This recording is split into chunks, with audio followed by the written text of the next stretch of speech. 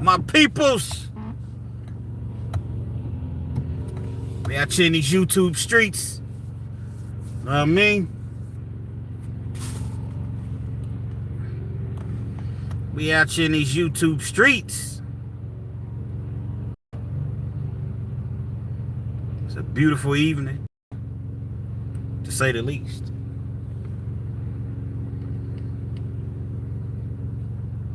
A little pop-up live. So I'm gonna kick it with my YouTube peoples for a minute. See what everybody's on. See what everybody's up to.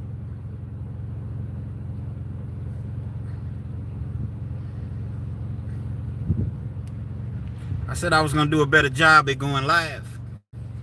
I've been trying to go live at least once a week, at least. Sometimes I go live more than once a week.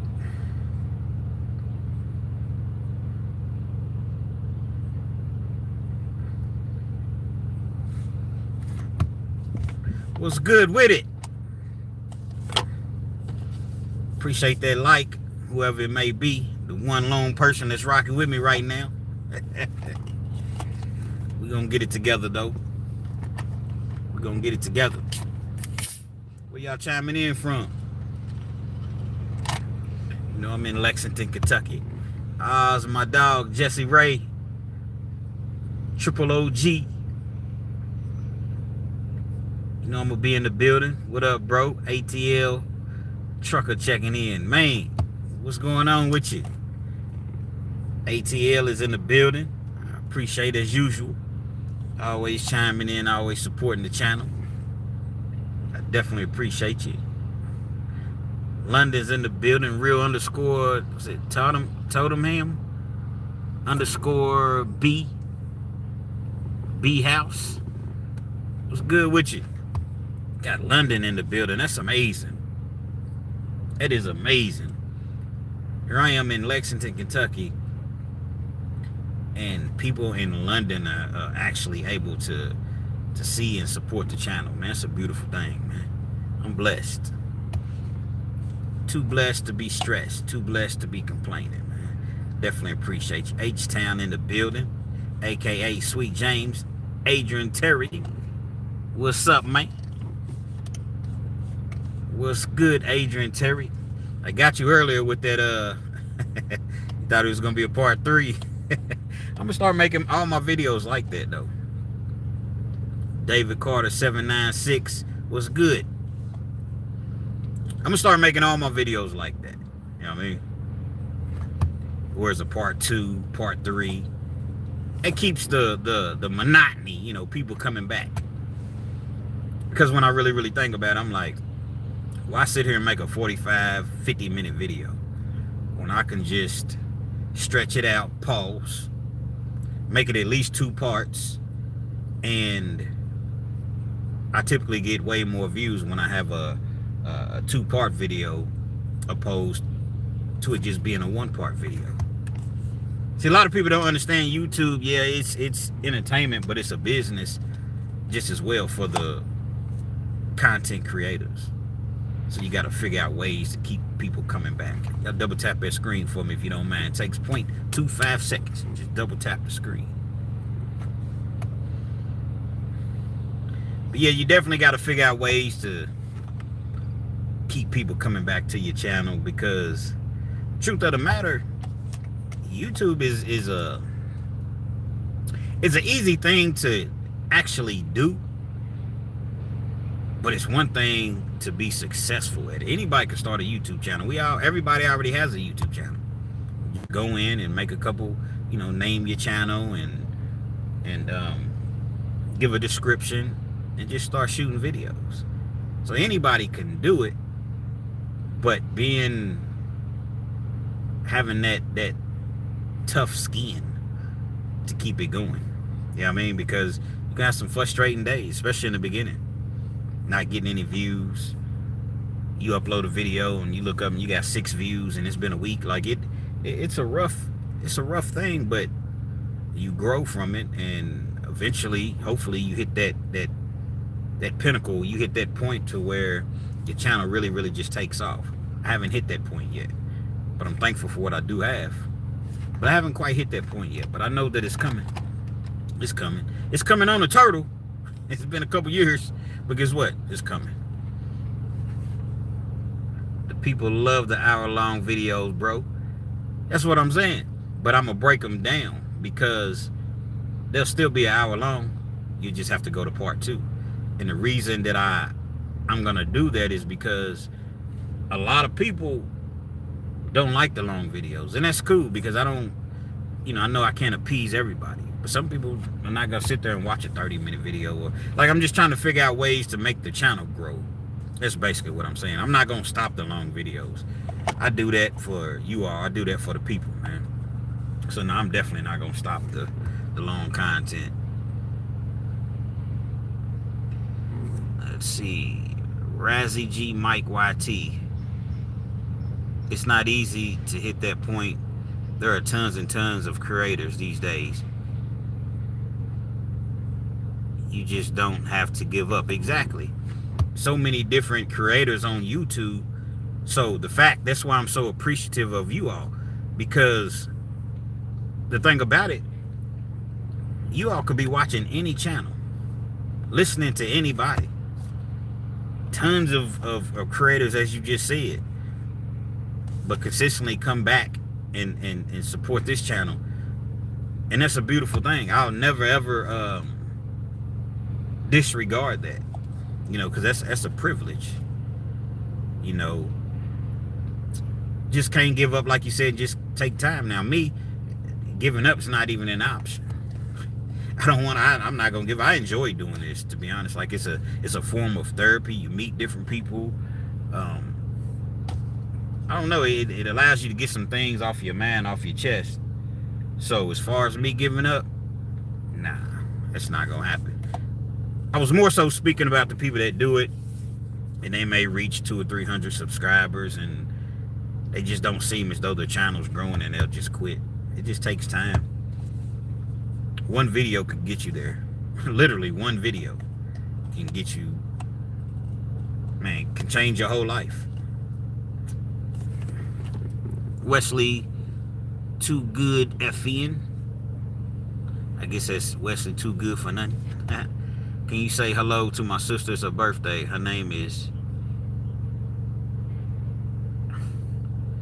what is it? Shay. Ah, man, you tripping, man. You got me on that one. You got me on that one, bro. But yeah, man, what's up with y'all, though? What's going on, man? We're going to do a little Q&A. Ask me whatever you want to ask me. Not too much is going on with me. Just the same old, just on the grind. Just getting off work, as usual.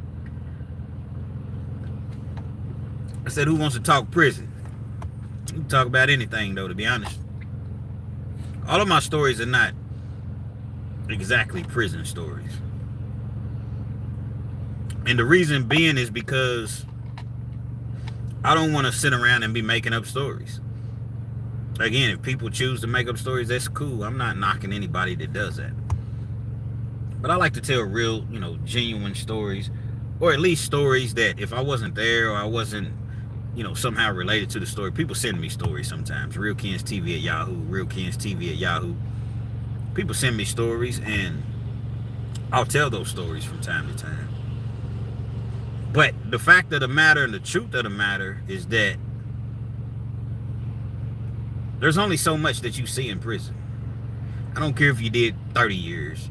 I don't care if you did 20 years, 15 years. Yeah, you're going to have a lot more that you've actually witnessed and a lot more that you've heard of than an individual that did a year or 2, 3 years, 5 years. But truthfully speaking, if you've done 20 years in prison, you're going to reach a point to where you don't have any other stories to tell. And then you're going to start to kind of recycle stories. And that's just not something that I want to do. I watch Fleece Johnson all the time. Shout out to Hustler Spirit over at Hustler Spirit 502 featuring Fleece Johnson and Big Lee. And I've watched story after story about Fleece Johnson. it's to the point to where there's no other stories that he can really tell, for the simple fact that he's told all the stories. So again, he starts to kind of recycle stories, and that's cool. I still enjoy him. And he did 40 years. Did 40 years. So there's no possible way that an individual that's done way less than 40 years just has all these prison stories to tell. And he was in maximum security at Eddyville, Kentucky. Eddyville, Kentucky, man. It's home of death row.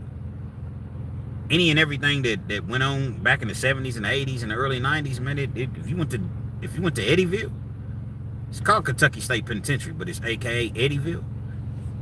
Man, he's seen something probably every day. So I just wanted you all to be mindful of that. I tell the stories that sometimes happen in the streets that eventually will lead you to the penitentiary or the grave. But okay, April, I see you. Got April in the building. I know you got to work, and I know I jump on here kind of late, but you know, however long you're gonna be on here is however long you're gonna be on here. I appreciate you. You know what I mean? April's in the building, y'all. Y'all say what up to April. She's one of the great moderators that I have. How long were you on the inside? Pause. I did a total of about 11 years. I did a total of 3 different times that I was incarcerated. It totaled about 11 years. Actually, 4 different times. I'm tripping. 4 different times, man. Not proud of it. Not saying that in any sort of braggadocious way. You know, I hate the fact that it happened. But it happened. I was just one of those individuals that, it's all good, April. I appreciate you. I definitely appreciate you. It's just one of those things to where it started, and then I did it again. Then I did it again. And people will say, Kenz, what's wrong with you, man? Do you like prison? Nah, I don't like prison. I like fast money, though. I like it bread. And once you become a felon, a lot of things, the opportunities that you have in life, they just go away. I'm not complaining, not crying about it. I made my bed, so I got to lay in it. But I'm just letting you all know that on the brink, people hit me up all the time. Kenz, man, I'm so glad you picked up the phone, man. I just needed somebody to hear me out. You got a minute? I'm on the brink, man. I'm about to do this. I'm about to do that. I tell them, man, you might not want to do that. Imagine whatever problems that you have out here, right? If you go to prison, they're only going to multiply by 100. Because those problems are still going to exist, but now you're in prison. And unless you have a significant amount of money, a significant support system, you're going to rely on other people to take care of you while you're in prison. And that's a terrible feeling, having to reach out to people and ask for something. You know, 11 years, yeah, that's a lot. Yeah, it is a lot. It is. You know, that's 11 years that I was away from my family, and I took myself away from my family and kids and, you know, loved ones. I've lost very, very good friends. I've lost close family members, you know. That's part of going to prison, you know. That's part of it. So we all must think about these things before we do what we're thinking about doing. Just imagine just being locked up, man. It's terrible. I don't know if y'all had a chance to check my video out today, but if you didn't, go check it out. And I dropped a video earlier. It's part 2. I did part 1 a couple days ago. I dropped part 2 today. So go check that video out. Prison experience, talking about just the crazy things that you'll see in prison. Elaine Cox 1200 on my way home from work. I ain't seen you in a while, Elaine. How you doing? How your family members look at you sometimes when you the villain, or you've, you know, been going through some things in and out of jail, whatever. They look, how you doing? You doing okay? Now they give you that look like you got the glasses over top of your nose, like staying out of trouble. That's how I'm looking at you right now in the lane, respectfully. Oh man, Elaine been rocking with me for a long time. You in Baltimore, Elaine? Pretty sure Elaine's in Baltimore. If you're not, please forgive me, but it seems like for some reason Elaine's in Baltimore. Wherever you are, like April said, drive safely. I definitely appreciate you.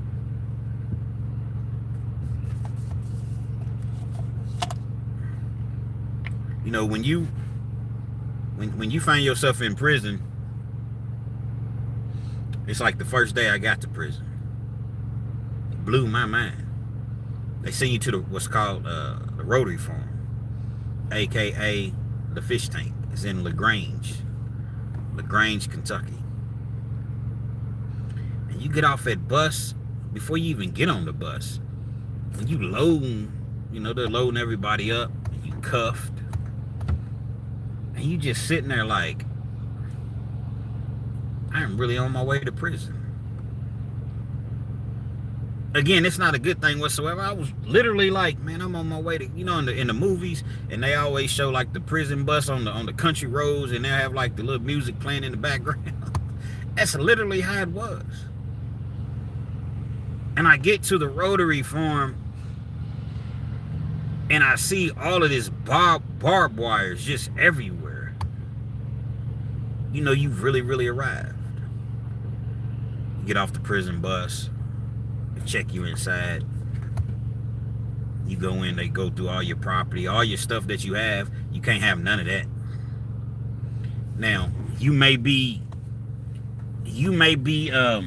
able to take in like a certain amount of pictures, a certain amount of letters, stamped envelopes, a bowl, and a cup. Outside of that, you can't take anything in with you. I done seen people come down, heck, I was one of them. I done seen people come down there and have $100, $200 worth of commissary. Things that haven't even been opened. They're going to ask you, do you want to send this home? Or you want to donate it? Those are your two options. Who's going to send home a bunch of food and commissary in?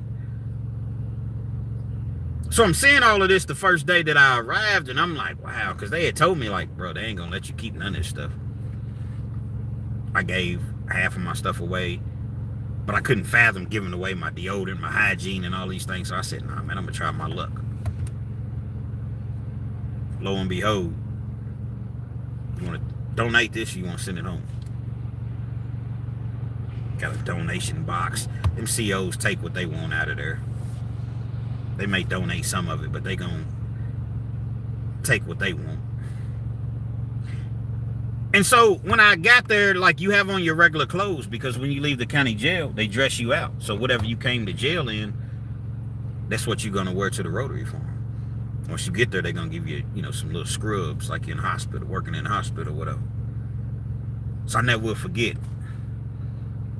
Because the day that I got locked up, I didn't realize that I was going to jail that day. I was in court. I took my plea deal. I signed a plea deal, but typically once you sign the plea deal, the judge will leave you out for like another month, another 5 weeks, get your affairs in order. So I'm like, all right. I ended up taking a plea deal that day. I had on, I don't remember the colors or whatever, but I never will forget I had on these black Jordans. And I don't even remember which Jordans they were. Had on a black Pelly or Averex rather, leather jacket. I got all of this stuff, and it's like, I'm definitely not trying to donate it. So I'm like, yeah, man, send my stuff home or whatever. They sent my stuff home through the post office. It ended up costing like $50-something just to send my clothes home. Which means that you're in the negative $50 right off top. anytime you get some money, they're taking that 50 first to pay for the postage. So they send my stuff home. Then once you in the scrubs, you sitting there looking all silly, and you like, come on, man, I can't fit this. They give you any size. And you better not say nothing. They give you any size scrub, so it's like, man, I'm gonna walk around prison looking all silly. If you never been there, you don't know that once you go through the other door, they're gonna give you your actual size, the actual prison uniform. But as I mentioned, you got the scrubs on and you got to get in the shower. Most humiliating thing ever.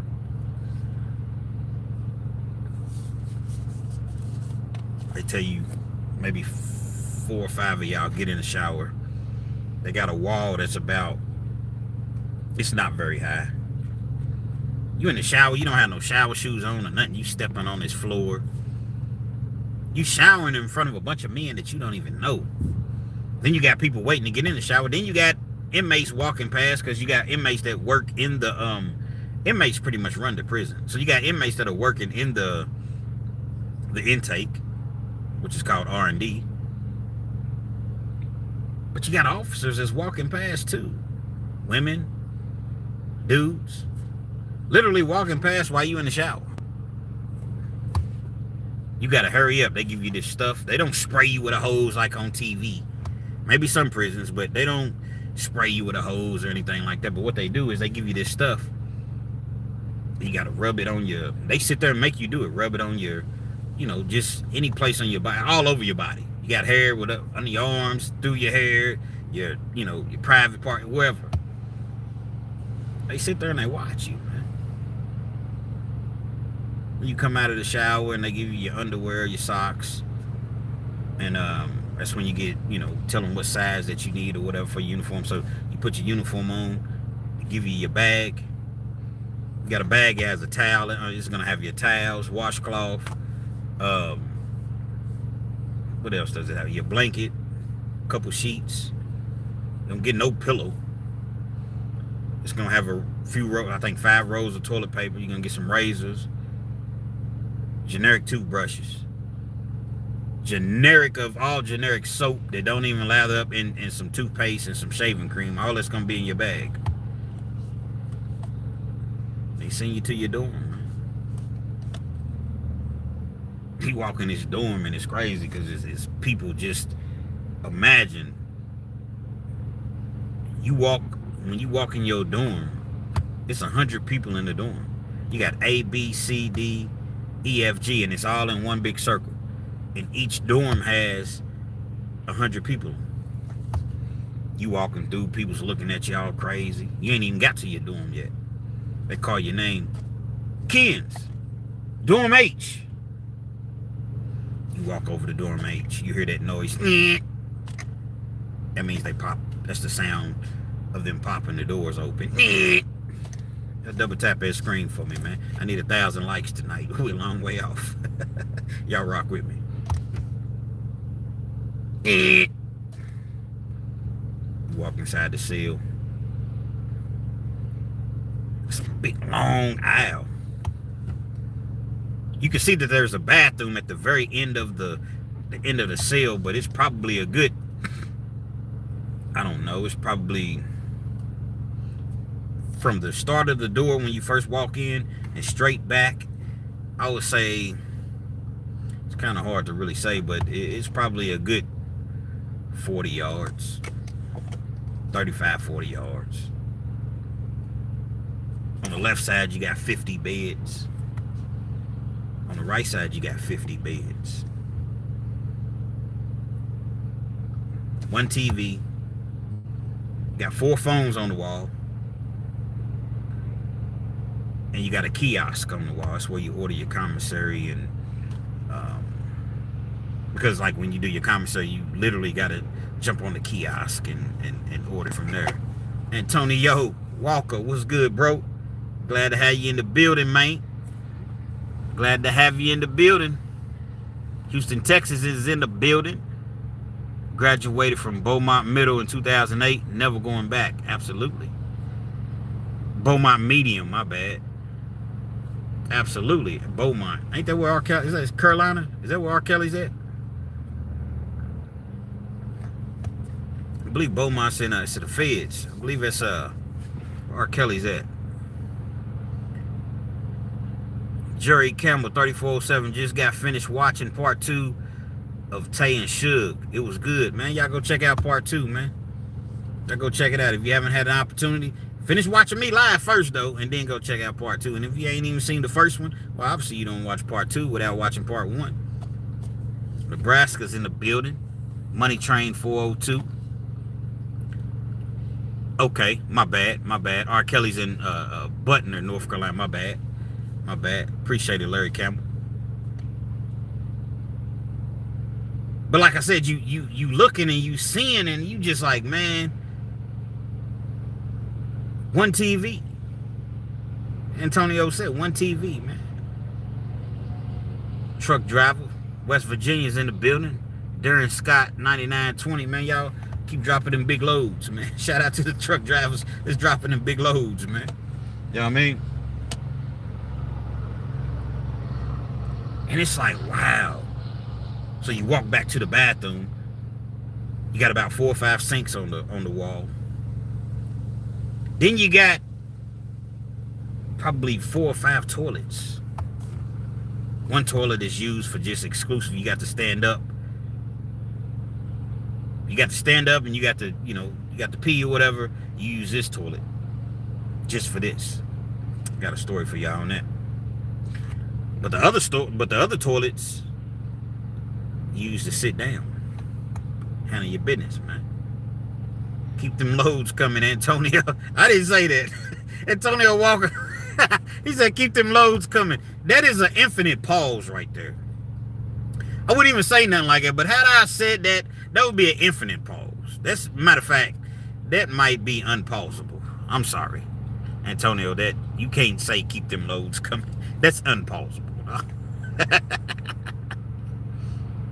City Slick said I watched part 2 as well. Good stuff. I appreciate you, bro. I appreciate it. Cool Cat Wayness chiming in from Naptown. About to get this overtime. Got to make that Skrilla. Absolutely, man. Naptown's in the building, man. Shout out to the Nap. I was supposed to come up there for Valentine's Day, but it didn't work out. I got a partner in Naptown. But I've been up there, Circle City Classic. I done been to a couple games up there, the Colts. I used to come and stay off Michigan. I think it was Michigan Avenue, Michigan Street. When I would come up there, yeah, Black Expo. I done been in Naptown several times. Larry Campbell says, every time I see you, I imagine you doing the Big Rufus voice. Y'all know who Big Rufus is?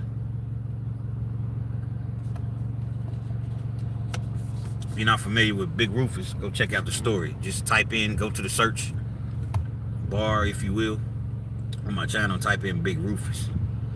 Big Rufus don't want he don't want them type of cakes back. That's how he talked. Big Rufus was a gorilla, man. Black dude, caramel complected, man. Fleece Johnson told a story about Big Rufus. He said he was about 250, 260. I don't know. He's a big dude, man. Cut up, big arms or whatever, little baby afro or whatever. You think this dude, man, what's up, man? You would think that's how he sound, man. This dude, man, he talk real. No. Big Rufus got you whatever you need. He ran a store in prison. So if you needed something, borrow something, he's like a loan shark. But his whole goal was to get you into debt, especially like young white boys. His whole goal was to get you into debt.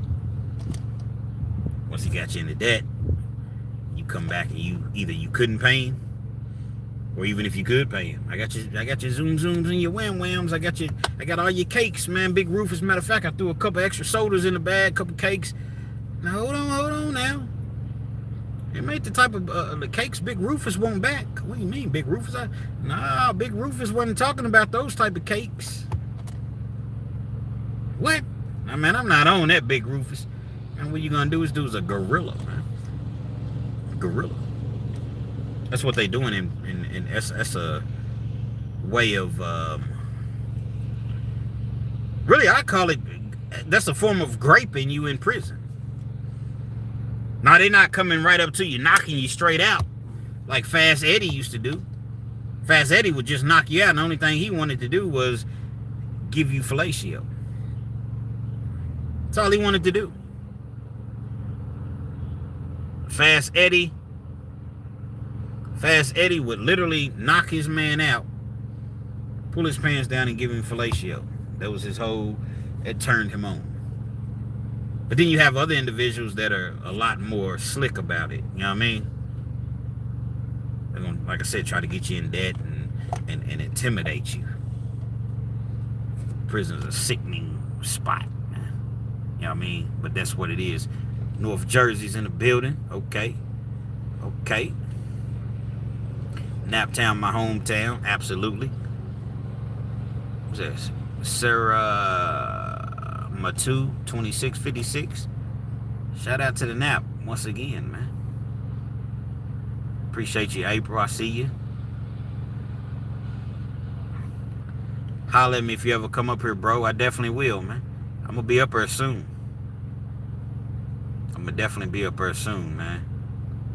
LA's in the building. Reed Curtis. What's good? -C3U7B. So about this bathroom I'm telling y'all about. Y'all thought I forgot. I ain't forget about the bathroom. Got these 4 toilets that's right beside each other, and there's no dividers, there's no anything. 502's in the building. Who was that? Ronnie Ron, 6157. Shout out to the Ville. Louisville. Chopper Chi. That's my shit. I don't know if y'all really, hip to that or whatever, but Louisville's in the building. Got Miss April. She's a moderator. She's from Louisville. 60 miles up the road. It ain't nothing. My girl asked me, do I want to go to the Lil Boosie concert next month? I said, nah, baby, I ain't really, You can go, but Louisville. It's all about that real. Yeah, April's hip. Yeah, she want me to go to the Lil Boosie concert, man. I'm not really feeling that. But she loves Lil Boosie. I just won't be there. I think it's April 26th. So you got these 4 toilets, man. And there's no dividers, there's no walls, there's no nothing. So you literally sitting there using the bathroom, and they're probably 3 to 4 feet away from each other. It's like inhumane. You got the shower on the right hand side. It holds probably 10. It's probably like 8 shower heads inside, maybe 10. What's in the cup?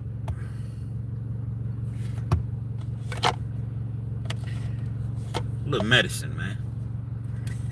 You ever ask like your grandparents, or maybe not your grandparents, but like somebody that's older, or they'll be like, man, what you got? What's in the bag? The little brown bag. You a kid, or you a young teenager. What's in the bag?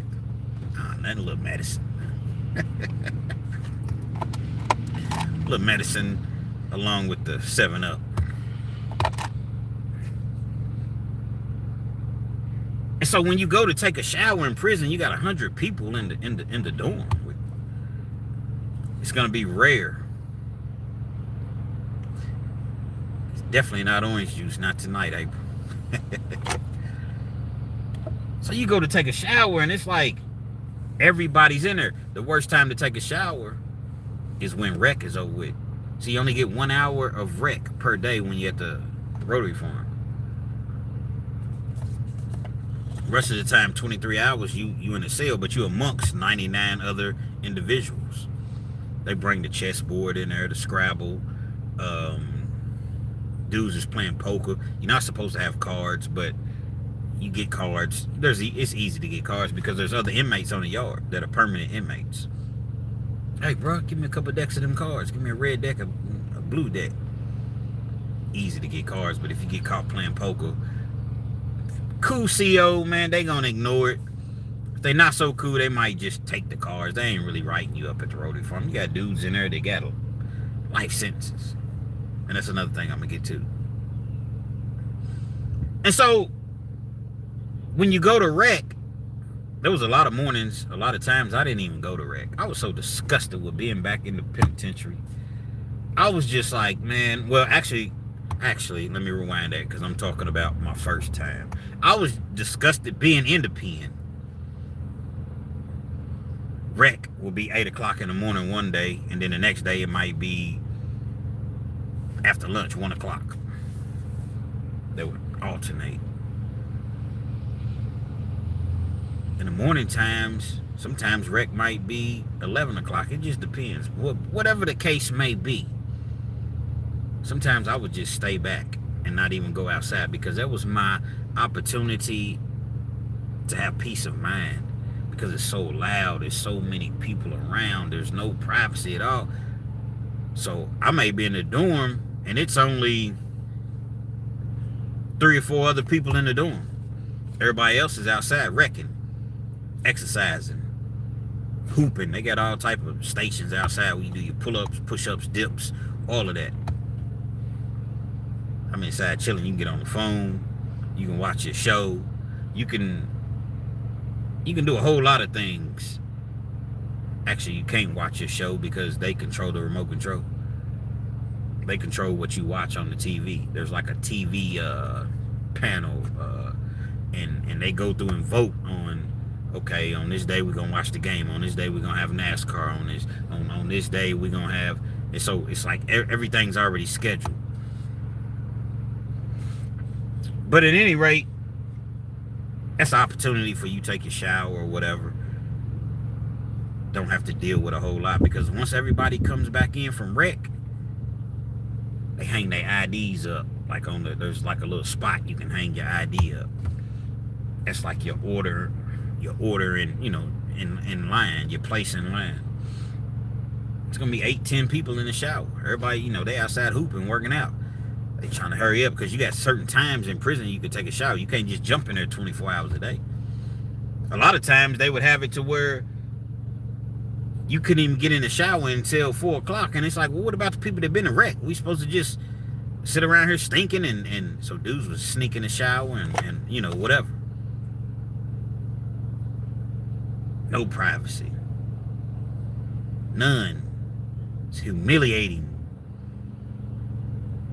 You don't even have to be on no zesty, no funny stuff.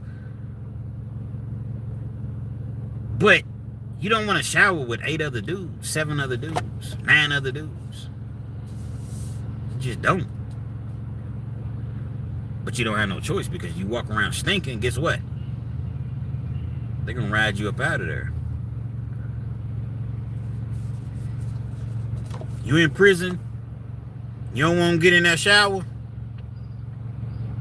you're subject to get your wig split. That's a must. Had a little young dude that came in there. He didn't know no better, man. Dude couldn't have been no more than 20 years old. Maybe 21. He goes in the bathroom.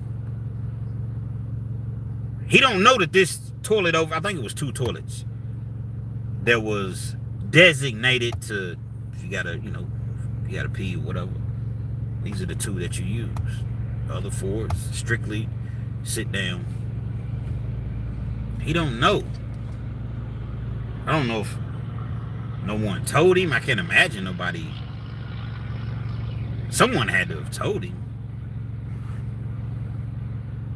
But I guess he didn't know. And he goes and he uses the restroom.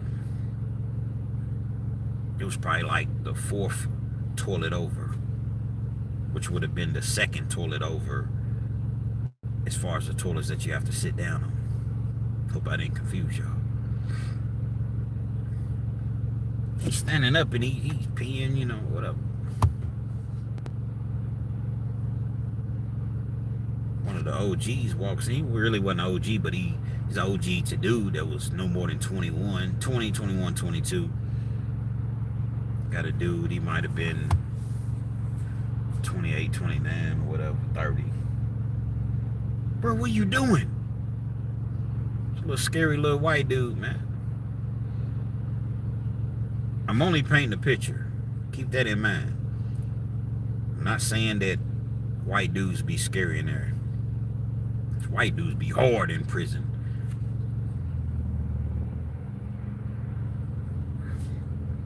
I ain't even gonna say pause because I didn't mean it like it. White dudes, man, they don't play no games, man. You know what I mean? They don't play no games in there. Keep thinking all that, oh, a white boy will never whoop me, and yeah, alright. Alright. This ain't the 80s. Ain't the 90s. This ain't the... Not even saying it was true then. But keep thinking that. White boy will never whoop me. We're gonna get to that. But let me finish this. There is a message. Y'all rock with me. A white dude, man. He ain't know no better. What you doing pissing in the shitter? That's what they call it. That's what he said. What you doing pissing in the shitter? What do you mean? I mean, I was just using the bathroom. That's what led me to believe that no one told him. He's giving him all type of grief, all type of hell.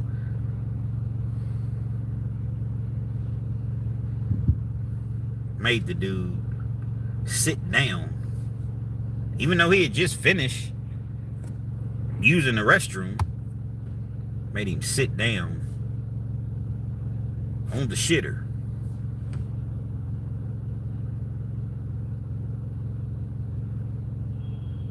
You don't get up until I tell you get up. Made him sit there for like 10 minutes. And then once he finally allowed him to get up, slapped the shit out of him. Cruel, man. You got some animals. You got some animals in prison, man. Imagine he's getting up off the toilet, pulling his pants up, and he slapped him so hard he put him to sleep.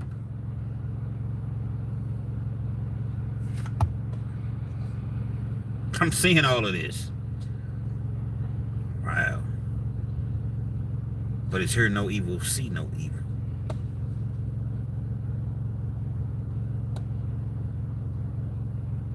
Kid didn't even know. He was terrified. The dude that rode up on him, I don't even remember his name, but he was a gorilla, man. Been in penitentiary. Loud voice or a deep voice. Intimidating. 2,500 push-ups a day. Then you got this little dude over here that just not, he's not, I don't even know what he did to get in the penitentiary, but he did something. But don't nobody care nothing about that. You in there, guess what? They're going to treat you accordingly. My dog, Terry TB's in the building. Alaska born. Terry Brown. What's good? What's good, TB? Alaska born. Yo, who's this? Living my best life. Baldwin 9399. If I mispronounce some of y'all's name, because some of y'all be having these long names, and you know what I mean? The way that it pops up on the screen is very, very, you can't necessarily, it's not easy to read. Nevertheless, I appreciate you chiming in. This whole misconception of Red Dove 6256. How you doing, man? How you doing? What's good with you? Nah, you good. Living my best life. Let me look at it again. Living my best life. See, Baldwin 9399. I'm gonna just say living my best life.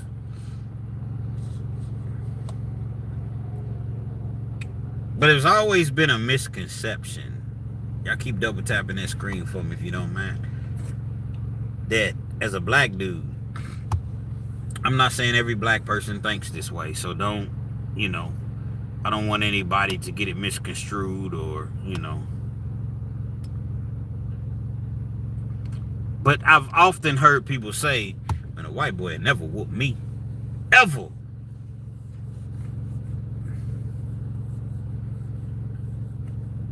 I don't know where you all grew up at. I don't know what planet you grew up on.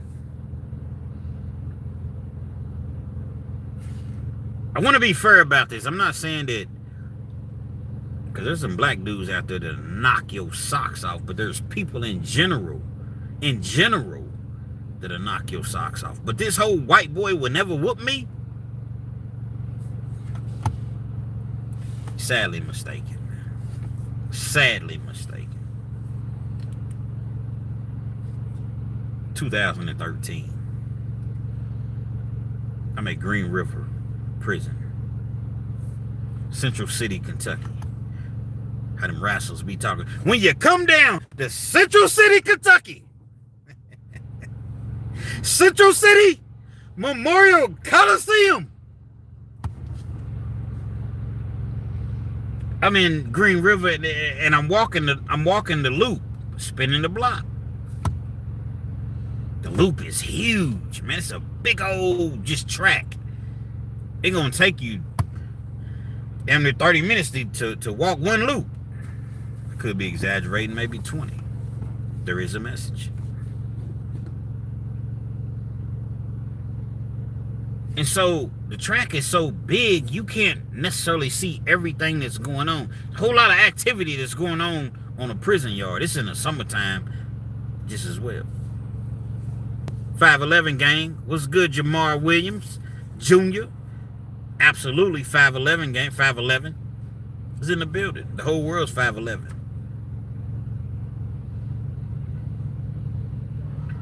And so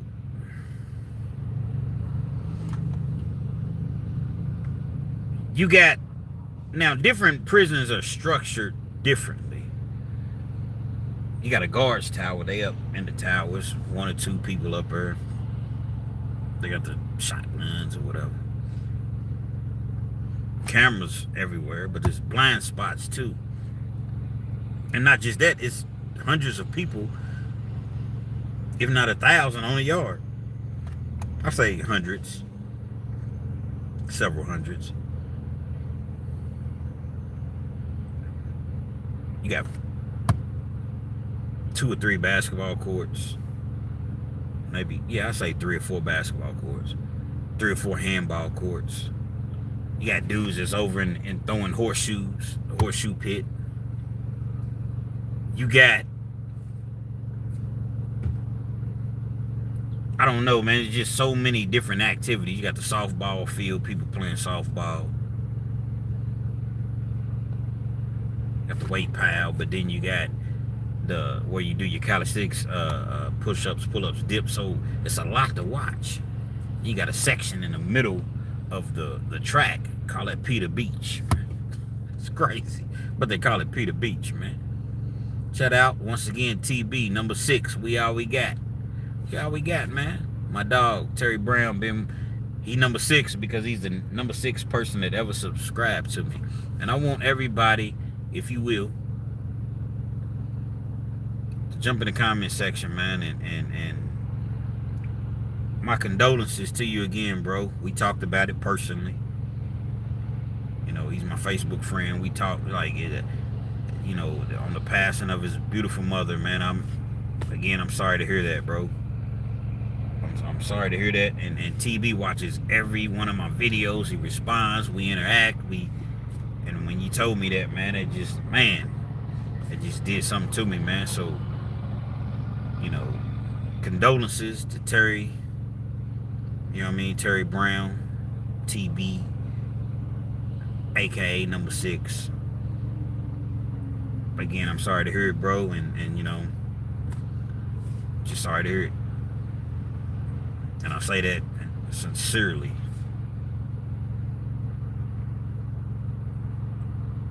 A lot of people have lost parents, me being one of them. Grandparents. Us, the way that we come up, a lot of times our grandparents is like our parents. But it ain't nothing like a mother, man. Despite who we may have lost, it doesn't take away from the people that we lost or whatnot, but ain't nothing like a mother, man. Nothing. Would never get a person to never, ever get another mother again, man. These kids out here disrespecting their mothers and their parents. And you'll never get another mother again.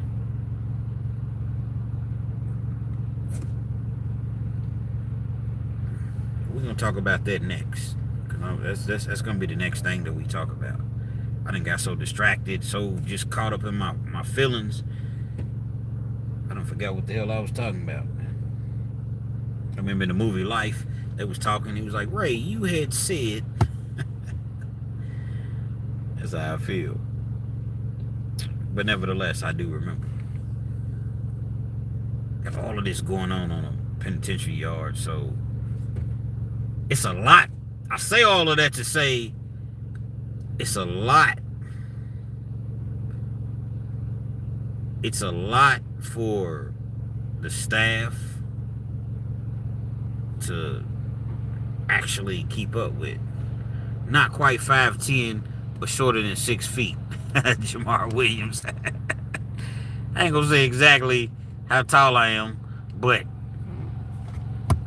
I'm gonna say it's less than 6 foot, and it's taller than 5'8". I'm 5'11".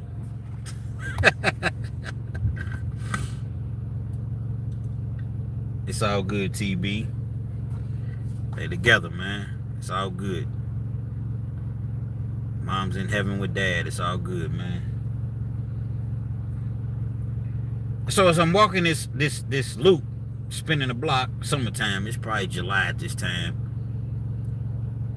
We got the mugs in our hands. The mugs is the coffee mugs. They sell coffee mugs in prison. And we drinking a triple. Your coffee, your sugar, and your creamer. Got your coffee, your sugar, and your creamer. And y'all just walking, man. You and your partners, y'all just talking. So as we walking or whatever, and I see a white dude. He got on a blue vest. Being that he has a blue vest on, that means that he's in the SAP program, the substance abuse program. Oftentimes the parole board, it looks great if you go up for parole and either you're in the program or you've completed the program. It looks great on you. It's a very, very intense program to where inmates, basically, they telling on each other, but they call it holding each other accountable. So if I see you in the shower and we supposed to be out of the showers at 10 o'clock and you in the shower at 10:01, hey, bro, what was you doing in the shower past? Oh, man, I just jumped in there late. My old lady was tripping on the phone by the time I got off the phone, got in the shower. Yeah, but you're supposed to be out of the shower by 10:01. I got to hold you accountable. So they hold you accountable. They write you a ticket. Once they write you a ticket, you go before the board, the committee, and you got to explain why you was in the shower past 10 o'clock. That's just one of the examples. It could be the phone. It could be a lot of things. And so once that individual that wrote that ticket on you, which is another inmate, tells you that, you're supposed to reach out, shake his hand, and be like, "You're right. I'm going to get on it. I'm going to work on it." Many, many people have been split that are in the SAP program. Many people have been thrown out of the SAP program because they not hearing that shit. They looking at it like, you just ratted on me. You got daily classes you got to wake up at 6 in the morning. Y'all go to breakfast. Then you got to do your exercises for 45 minutes and your prayers and your, those things. And then you go to classes all the way up until like 4 o'clock until the day's adjourned. But it's never really adjourned because it's always, they got mentors. It's always people that's watching you. It's an intense program for 180 days. 187 days, I want to say. I went through it. I don't even smoke weed, but hell, I was trying to get home. Man, yeah, I pop pills, I do all that. Whatever it takes. That's what I told the people. Whatever it takes. That was my mentality. Whatever it takes to get me home. That was the last time I went to prison. But nevertheless, And so you see this individual's white dude wearing the blue vest, and that you all know about the SAP program. And he's walking towards a dude. But the dude that he's walking towards is a black dude. The black dude's the aggressive one.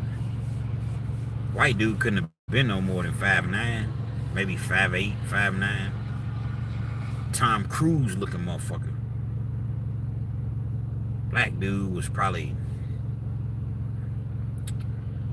I don't know, he really wasn't that much bigger, maybe 5'10". Can't give him 5'11", the way he acted. Can't give him 5'11". I just can't do it. I can't do it. About 5'10", he cut up. Loud, dark-skinned dude.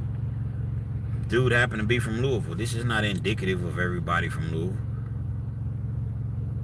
But this particular situation, he's from Louisville. I done seen dudes from Lexington get their wig split, but he's from Louisville. He was just loud and obnoxious and nigga. He would go in the weight pile, just be working out and doing shit that nobody else could do or would do, and just showing off. I'm talking about the pull-up bar. He ain't just doing regular pull-ups. You know, you do the pull-up, your chin above the bar, go all the way down. He going all the way down, pulling all the way up, pushing himself up above the push-up bar. Then he's doing little flips and tricks and hanging upside down, and he's showing everybody how strong he is. He loud, he obnoxious. What's the nigga would try me? You can see that all the time in the penitentiary. See it all the time in the jails, just period. Hyping himself up. What's a nigga would? Nigga! He cut up, man. He looked like, you know, he definitely could tell that. But you can't be fooled, because a lot of these dudes, and this is no hate, it's just keeping it real. A lot of these dudes, man, they got great genes, right? TB, you know something about this, man, as far as you was an athlete, like I was, and anybody else that was an athlete on here. You got dudes that got great genes, so they bigger than everybody else and look stronger, or they are stronger than everybody else, so they look tougher than everybody else because they built in. But some people is just blessed with that. They faster, they can jump higher, but that don't mean that your chin. It don't mean that your chin is you know, tough like that. So, are you from Wish a Nigga Would? Nah, I'm not. There are some people that are, but I'm not. I don't have no problems for the most part. And so this dude, they like walking towards each other. The direction that I was coming from, I see the white dude, like I'm behind the white dude. Pause. He got his arms out like this. But it appeared as though he was saying, like, not his arms out, like, come on, what you want to do? What you want to do, motherfucker? See, I always say that, man. I always say that. When a white dude gets to talking like that, or a white dude says, fuck you want to do, whore? You better be ready to fight. You better be ready to fight, as they would say in the hollers. Or just leave it alone, man. What's a white dude says, what you want to do, motherfucker? Whore! Man, leave it alone, man, unless you're ready to just go all in, and you're going to have to fight hard. You're going to fight hard. Walking towards each other. They get within swinging distance. The white dude, and he's in the SAP program, which means that, what up, Jake? Dash money shot was good. Which means that if I'm willing to risk it all. I'm willing to risk it all if I'm gonna fight you right here on a penitentiary yard, and I'm in a SAP program. I'm on my way home. You can't even get into the SAP program unless you're like a certain distance as far as the amount of months or years that you have. I think it's 18 months or less. to where you're gonna serve out or have a chance of making parole. Could be 24, but 18 to 24 months. White dude, man, he ain't hearing none of that talking, none of that. Takes off on him. Boom! Steals him, man. Steals on him. Black dude stumbles backwards. He's stumbling. He's ain't nothing like hound dog. Ain't nothing like. That's how his body. White dude's on him. Boom! Boom! Boom! He's on him. I'm just telling y'all the story, man. Only thing that the black dude could do, and I'm just saying white dude, black dude, because I'm giving I want you all to really, I'm trying to take you there. I'll take you there. I'm trying to take you there. Paint the picture. The black dude, he's like trying to grab on because he's punch drunk. White dude goes up on him, picks him, scoops him, slams him, boom. They roll around on the ground. They tussling. Ain't no security. Signal 7 on the yard. Signal 7 on the yard. There's no signal 7 or anything. That's what the COs do. That, when there's a fight or danger or something of the sorts. None of that. I guess, well, obviously they don't see it. It's a big yard. They rolling, literally like they wrestling, rolling around on the ground.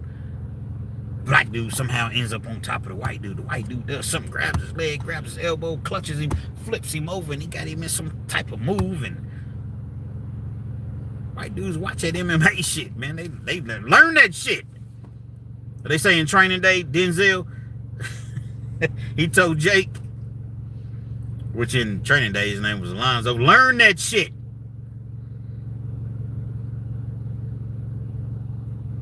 At this point, that's when the Signal 7 came. Signal 7 on the yard! Signal 7 on the yard! You see all the COs all out of shape. Silly looking motherfuckers running up. Breaking the fight up. And so, when they broke the fight up, or when they were attempting to break the fight up, they was telling the white dude to chill out. White dude's like, nah, man. Ain't no sense of stopping now. We didn't already, and he wasn't saying this, but it was just his demeanor. We didn't already been in it.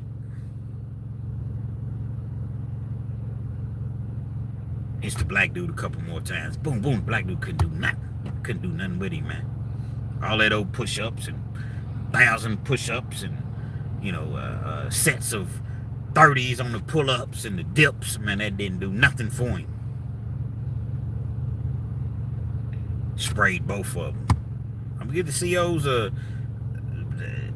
they sprayed both of them. Probably shouldn't have sprayed the black dude because he wasn't doing nothing but getting his ass whooped. But both of them got sprayed. The black dude, he's hollering and screaming, But it seemed like the white dude didn't even really, like the spray didn't even affect him. He wasn't even hollering or nothing.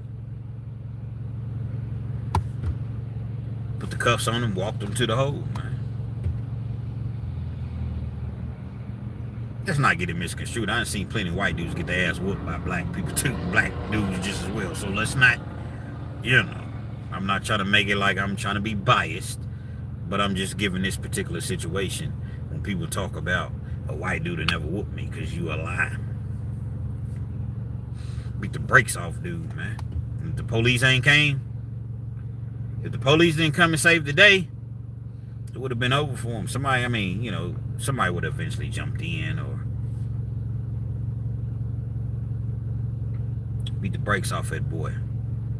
I would imagine that the white dude got kicked out of SAP. You're going to go to the hole for fighting for 15 days.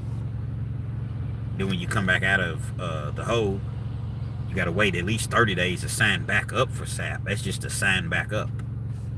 And then however long it takes to get into the program, you get back and you got to start all over. So it don't matter if you 5 months in, you're going to have to start all over, and it's miserable.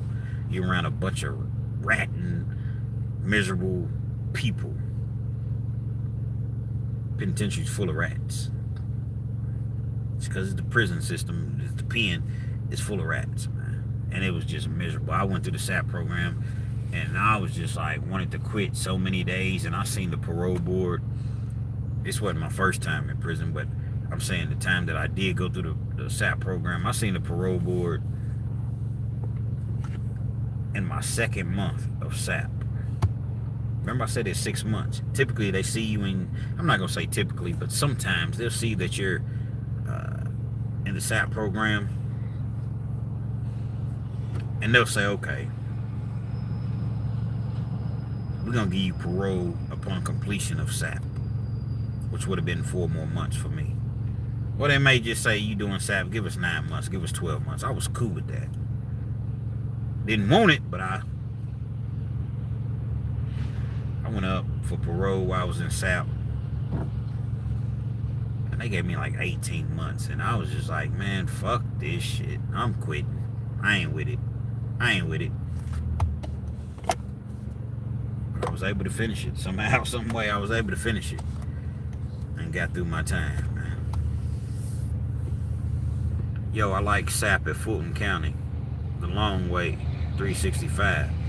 Could have been that. See, Fulton County is a Class D facility, so it's not quite, not to say take away from it, it's not quite as intense as doing it like in actual prison.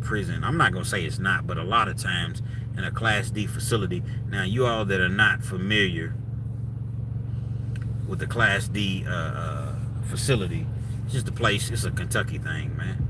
They're not always gonna send you to prison. They're gonna send you to a jail, and they call it a Class D facility.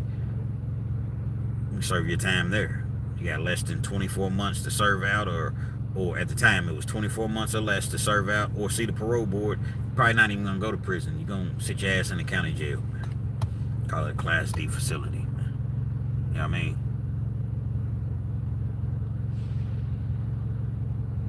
I don't see a co-host, and you gotta look real close to Curtis. It's definitely a co-host back there. Ronnie Iron 6157.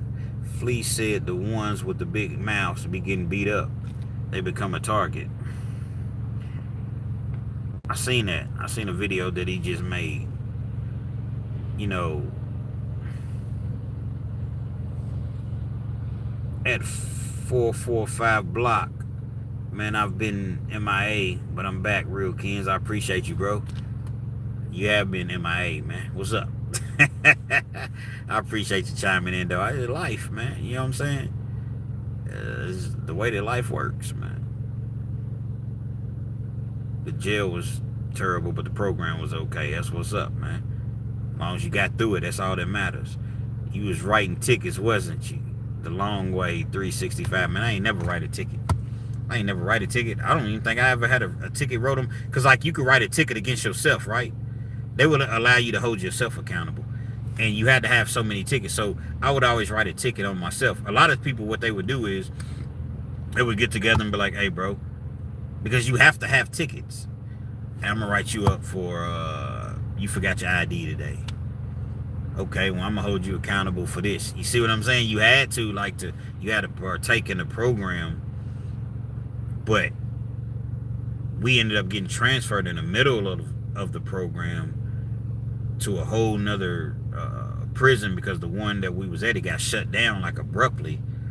They wasn't really, now I mean, like, as long as you held yourself accountable, they wasn't really tripping on holding somebody else accountable. So I'd be like, man, I was on the phone longer than I was supposed to.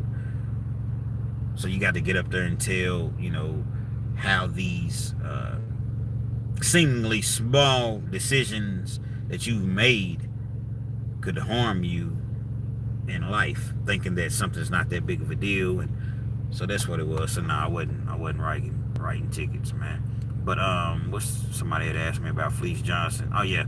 So if you go in jail, if you go into jail, right, and you talking all this stuff, talking all that jazz, somebody's gonna call you out. Somebody's gonna see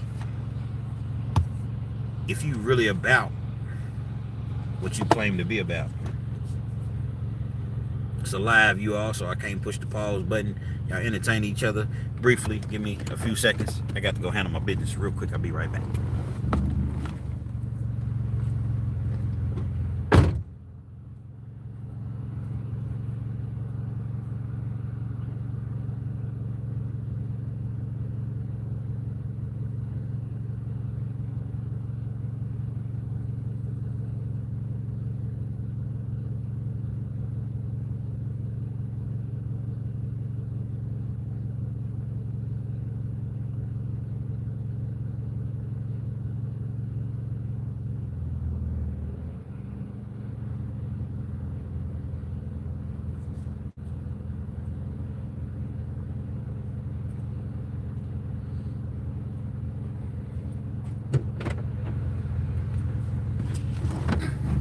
And we're back, as the homie, the great Jay Williams would say. Shout out to Jay Williams. I'm the only person that on live will tell y'all to hold on, and got to go use the bathroom, man. Hold on, let me get my furs in order. I keep my sanitizer with me. You feel me? Hey, it is what it is, man. You know what I'm saying? It is what it is. You got to go. You got to go.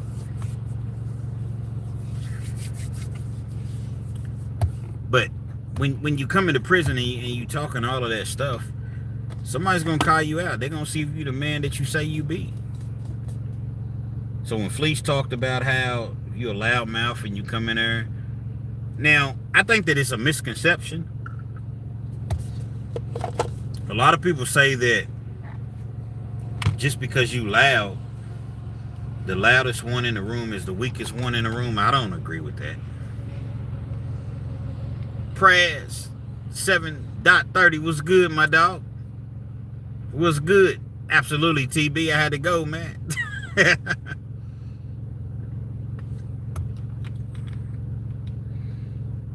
You got some gorillas that are just loud. Everybody's not trying to, you know, there's a sentiment in prison. Oh, he's just trying to notify the police. Some people just get hyped. When they get hyped, they just get loud. Everybody don't have the same demeanor, disposition. The way I react might not be the way that you react, and vice versa. I done seen some loud dudes really, really get busy.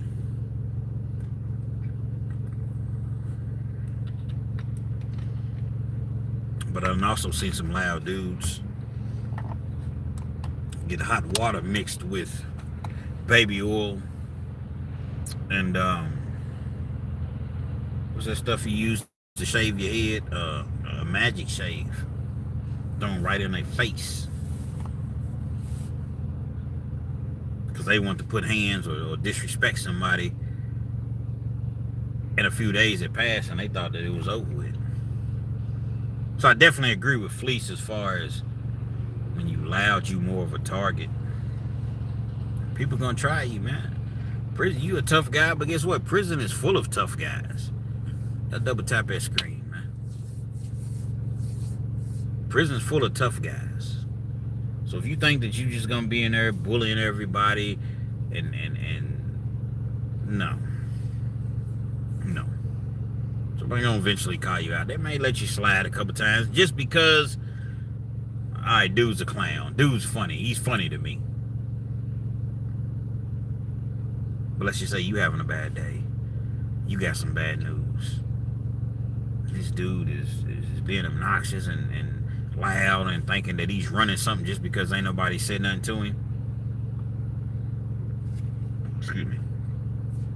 Get your wig split, man. People put on demonstrations in prison. They don't just beat you up, and now some people might beat you up and all right, it's over with. They're gonna beat you down, man. Stomp you all the way out. The next motherfucker that try me, this is what's gonna happen. I've seen dudes beat. Like, I'm not a gruesome type of individual. Like, I don't like all of that stuff, blood, and I ain't seen dudes get beat down, man. You imagine somebody's on the ground, helpless. At this point, they're helpless. Laid out, arms out like this.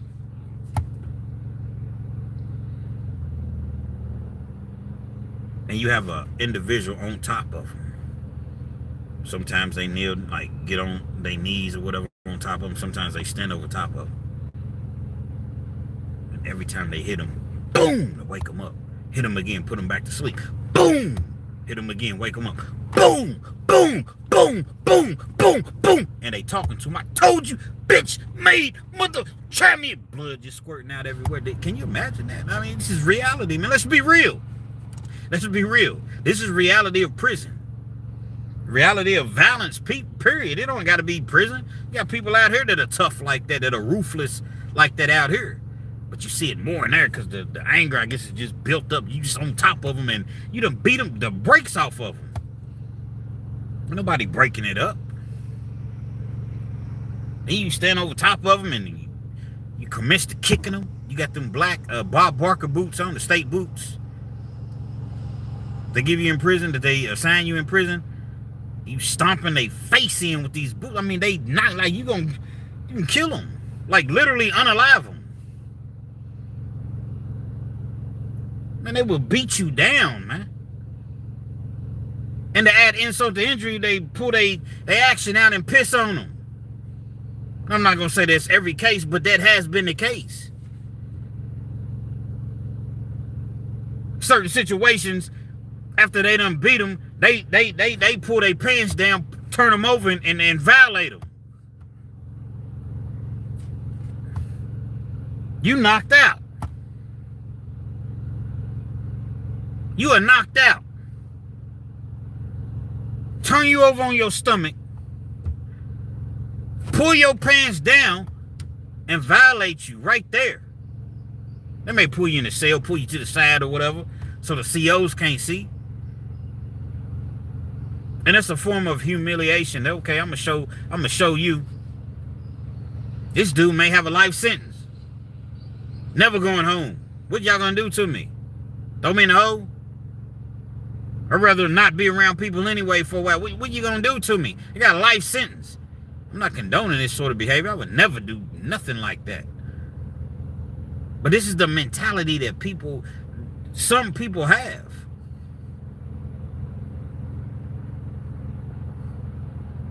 You jump in and you try to break it up, unless you like just a real close homie.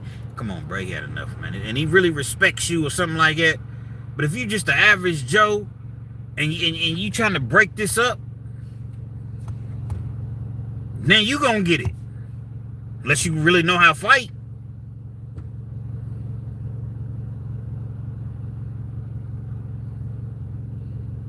At 445 block, 445 block, getting your, we're just gonna say action, getting your, no, let's keep it real, getting your butt took in a prison cell is crazy. Yeah, it's crazy, but it's reality. It's reality. I don't think that you see it as much these days, and this is just my opinion. I don't think you see it as much as these days as 70s and 80s and the 90s. This is when Fleece Johnson tells these stories, man, he's not lying to you all. I'm not lying. Probably not telling you everything, but he's not lying. You got grown men. All men, how can I put this? Because I don't want to offend nobody. Everybody don't look as masculine as the next man. You might be masculine, but I'm just saying your appearance. And based upon your appearance, people are going to judge. They're going to watch. They've already judged you as far as how you look, but they're going to watch, okay, see who you kick it with. See who you know. See how much you go to the commissary. See how much you get on the phone. That lets people know, okay, if you got money coming in or not. And they're going to try to figure out a way to get something out of you. When you go to that prison, they're going to throw you in a cell with anybody. Now in Kentucky, they're going to keep it. If you black, you're going to cell with a black. They're not going to throw you in there with a Mexican. They're not going to throw you in there with a white dude. Now you can sign up. Y'all can both sign the you know, little agreement slip or whatever to go in the cell together. But initially, if you're a black dude, they're gonna throw you in the cell with a black dude. But what does that mean?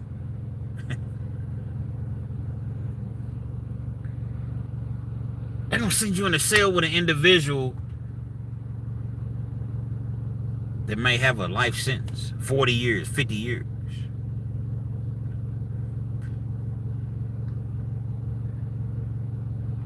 And so here you are going in this cell and you all timid because you, know what I mean, your first time in prison or whatever, visibly shaken up, visibly nervous. Flea said that's how it happened to him. Almost happened to him. He a kid, man, 16, 17 years old. They throw him in a cell with a gorilla, man, at Eddyville.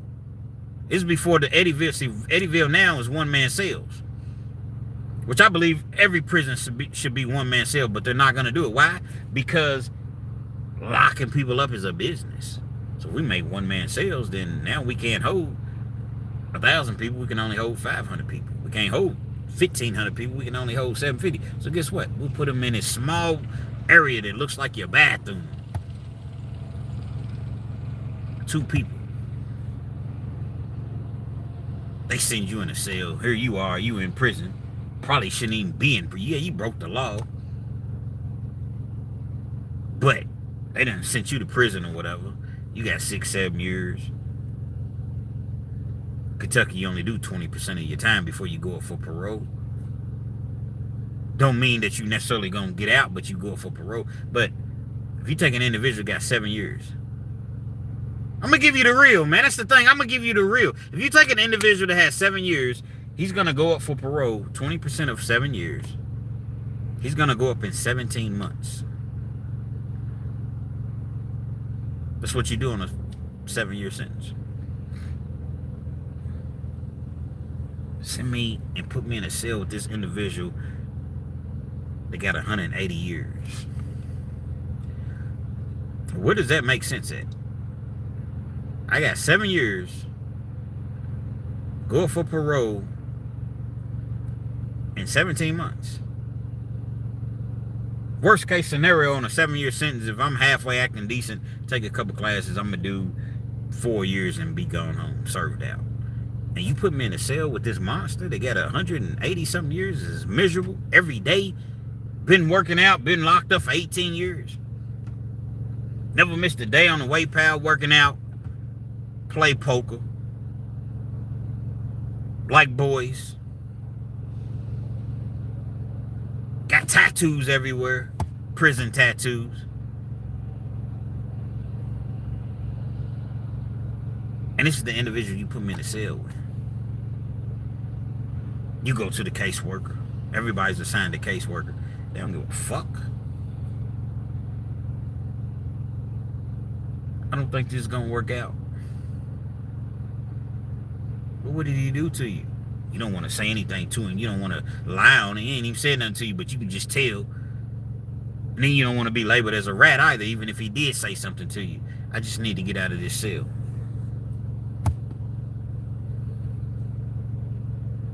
They ain't trying to transfer you out of the cell just because you don't want to be in that cell. Now, the administration already knows about this gorilla because everybody that's been in the cell with him has came to them and said the same thing. So, therefore, they already know that everybody's not lying. There is a message.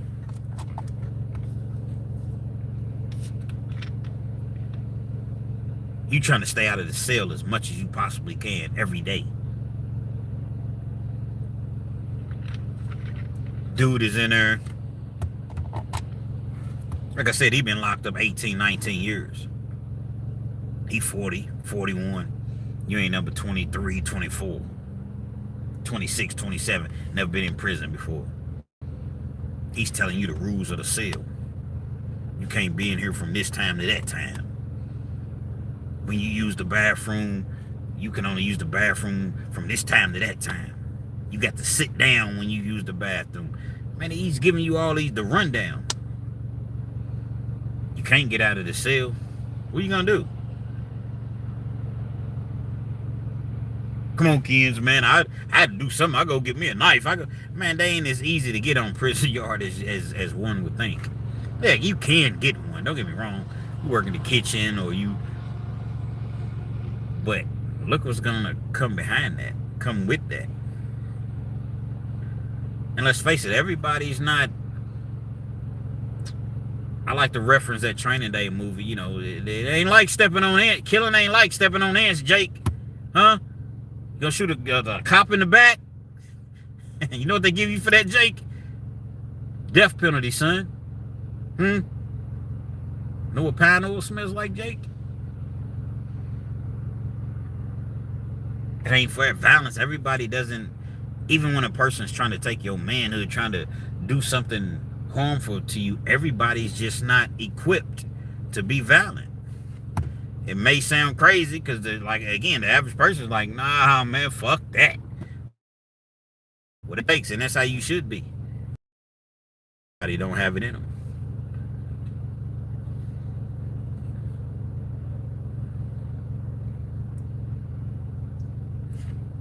You in the cell with this dude, man. You telling your parents on the phone. You telling whoever you can possibly tell. But it's like nobody's gonna listen. Next thing you know,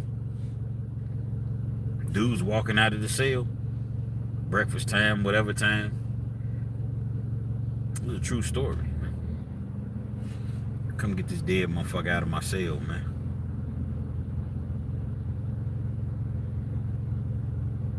Says that to guard, man. Come get this dead motherfucker out of my cell, man.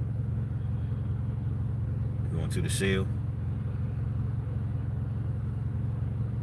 Cut dude all the way up. Took his organs and flushed them down the toilet. Blood everywhere.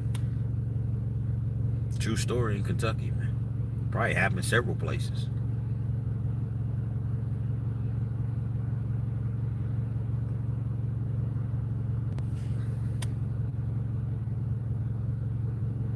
That's what it is, man. I'm not saying that this happens on a daily basis, a regular occurrence, because everybody's not sickening that way. But what I will say is that the Department of Corrections don't care nothing about you. It's a job to them. And so when you're out there and you're doing these grown things, you have to understand that you're going to the belly of the beast, potentially, most likely. Ain't no sense of crying, mama can't save you, mama. First thing a lot of these dudes do. I don't necessarily want to say just the YNs. You got grown ass men. Mama.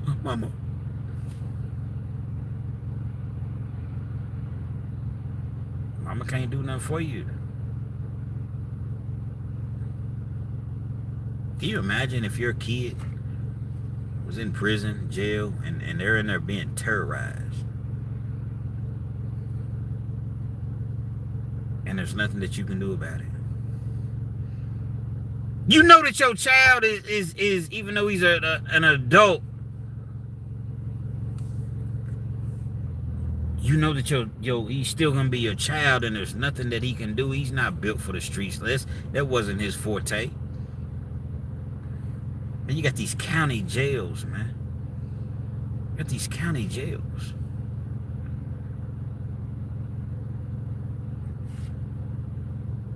Four or five of them will jump on you. They'll take the sheets. Everybody got sheets or whatever. They'll tie both hands to the bunk. Won't let you be they say you was a rat or you did something to a child or just whatever the case may be. They just trying to rob you, take your stuff. And they're gonna tie your legs to the bunk just as well with the sheets. And they're gonna take turns just beating you. Boom, boom, boom, boom, just beating you, man. In the county jail, you don't know nobody, you ain't got no homies in there, you don't got nobody that's gonna jump in and yeah, you was getting a little money on the street, but you wasn't tied to the streets. Don't nobody know who you are.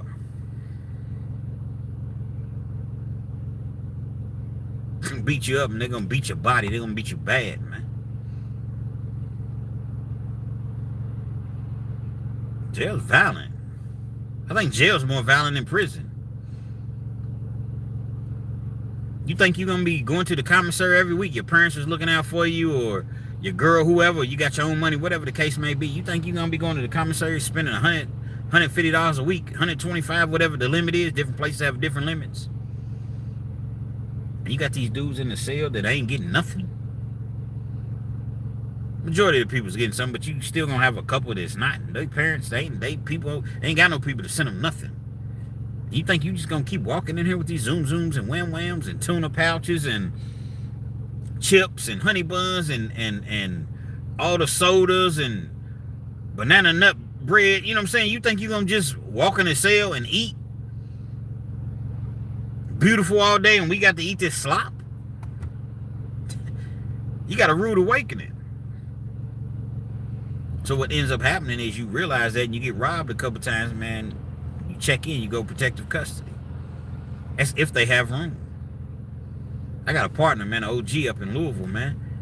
Snake, Steve Mitchell. Shout out to Steve Mitchell, man. He from the West End. Call him Snake, man. Shebangs. Yeah, you think you're gonna come in there with the shebangs? Press 7.30. Them shebangs is very, very popular in prison, man, or in county jail. With the hot cheese puffs, one of the two, but them shebangs. And I done just ate lunch, and it's white rice with beans, some coleslaw, piece of cornbread, and some applesauce.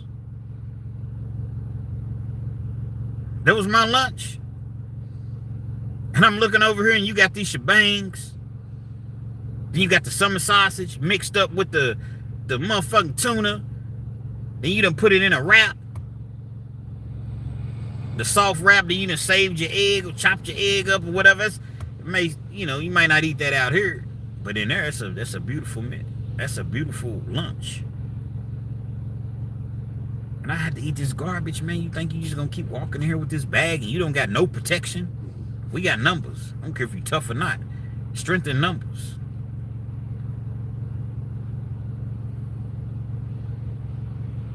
That ain't gonna happen.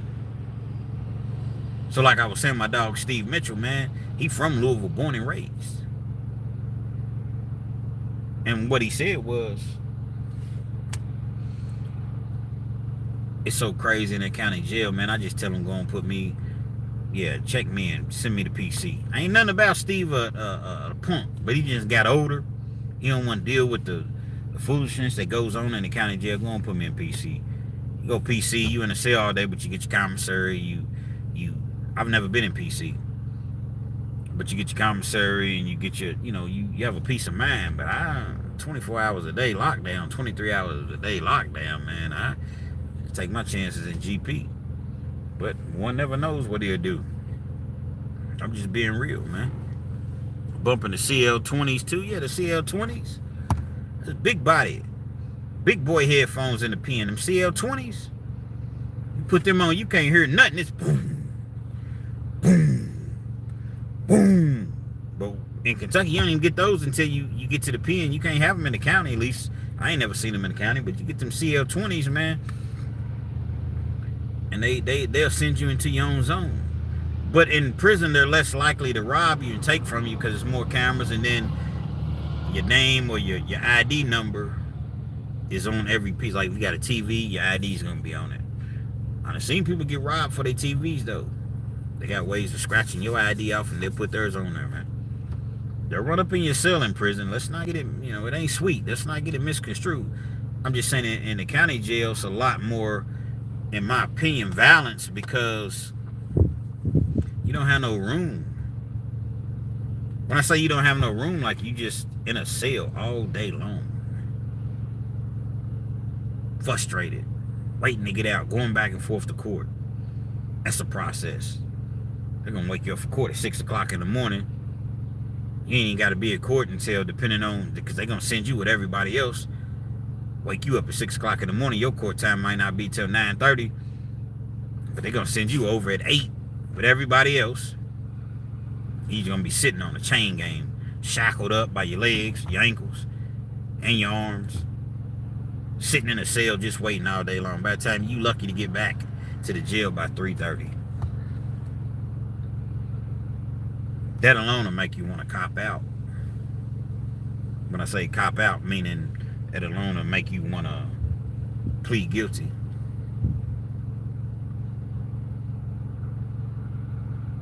Nobody wants to keep going through that, man. That's why it's best to just stay out of trouble. But we're talking about if you are in trouble. They're going to run up in your cell in prison. They rob you in prison, too. They can put the mask on. At 10 Acres 07, what's good, my dog? Appreciate you chiming in. People get robbed in prison. Put them masks, put them sheets or them towels on. They coming in, man. You gonna give it up? There's gonna be 2 or 3 of them. They're gonna beat you. Depending on who you are, your status, your stature, your size, they might come with them things. Swore to justices. Depends.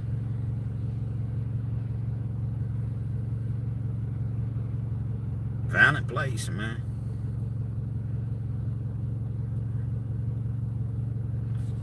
I get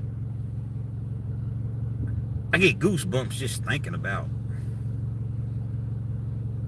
once again being in that, just the whole process, man. I remember one time I told like a little story. I think I did a short on it, a short video. Y'all keep pressing that like button, man. Double tapping the screen, rather. Takes 0.25 seconds. But I remember one time, and I was walking, and I have a tendency to drag my feet sometimes. I got these boots on, man. They hurt my feet. Prison boots they give you. We was coming back from medical. I was actually having a problem with my foot, like my heel. I didn't know exactly what the problem was, but I was having a real problem with my heel. What is the most horrific thing you've seen in prison and or in jail?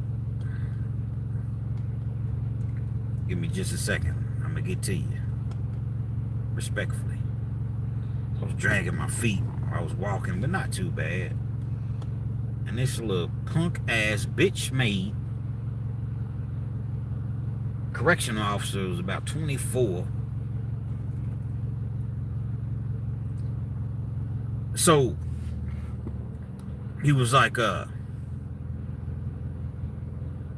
pick your feet up when you walk in, mate. I'm already having a bad day anyway. I'm like, what? You heard what I said? Like we in the army. So pick your feet up when you walk in, mate. I was like, man, fuck you, bitch. Cost me about 30 days in the hole. They locked my ass straight up. But you can't react that way because you're allowing them to win. Anytime that you act that way, they won. They won. You know what I mean?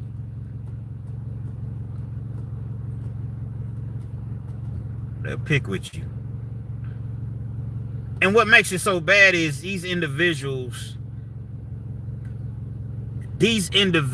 right, would never, ever.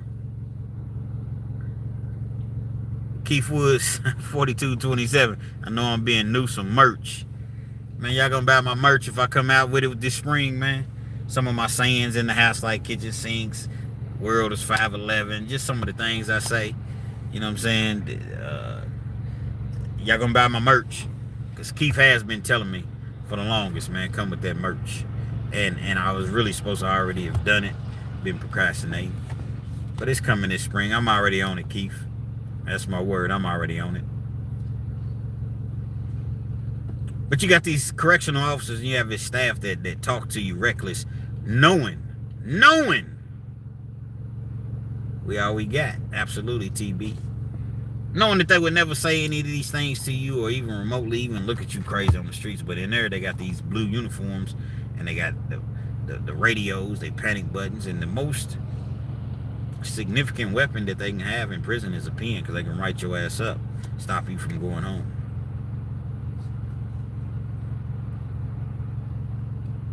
So you really you want to steer clear of them. Sometimes they just make you so mad, and they just caught me on the day, man. And that's exactly what I said to them. They locked. I was in the hole probably 20 minutes later.